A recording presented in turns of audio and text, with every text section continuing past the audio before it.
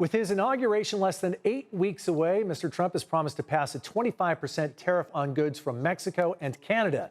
CBS 8's Richard Allen is here with more on why the incoming president says he's doing this and how much this could impact California directly. Richard? Well, that's right. A lot of people want to know how this is going to impact prices here at home. And Carlo, keep in mind that Mexico is California's largest trading partner, and it's also the largest market for California-made goods. Now, that is significant, especially if Mexico chooses to retaliate against U.S. tariffs by imposing tariffs of their own, possibly creating a trade war. Charge tariffs to all these foreign countries that are coming in and ripping us off. President-elect Trump is doubling down on his promise he repeatedly made on the campaign trail, announcing plans to impose a 25% tariff on all products coming into the U.S. from Mexico and Canada, as well as an extra 10% tariff on goods from China. A tariff is a tax on imports. USD economics professor Alan Ginn says that extra cost forced onto importers would likely be passed on to the consumer, whether they're buying an avocado or an automobile. And so that's going to hurt San Diegans.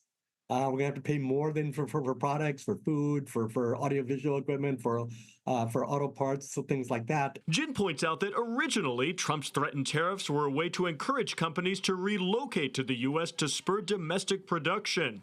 But in his recent post, Trump indicated this economic tool would instead be used to address border issues, specifically drugs and migrants. Posting online, this tariff will remain in effect until such time as drugs, in particular fentanyl, and all illegal aliens stop this invasion of our country. Una carta que el día de hoy estoy enviando al presidente electo Donald Trump. In response, Mexico's new president took Trump to task for suggesting that Mexico can simply stop drug traffic, writing, "Tragically, it is in our country that lives are lost to the violence resulting from meeting the drug demand in yours," and also vowing to retaliate with its own tariff on U.S. goods exported to Mexico. That's the worry when you impose tariffs, that you could set up a trade war. Ginn points out that Mexico, Canada, and China are the U.S.'s largest trading partners. And so if those countries retaliate by putting up tariffs, that will hurt U.S. exports, and therefore will hurt U.S. jobs. And while it's still unclear whether President-elect Trump will actually follow through on these new tariffs, economists say that if he does, consumers may not immediately notice an impact on prices. Now, that's because many companies would most likely stockpile goods in the short term to try to avoid paying those tariffs, but that would most likely only last for a number of months, and eventually those increased costs would be passed on to consumers. The president-elect campaigned on this, President-elect Donald Trump. He says he's doing it.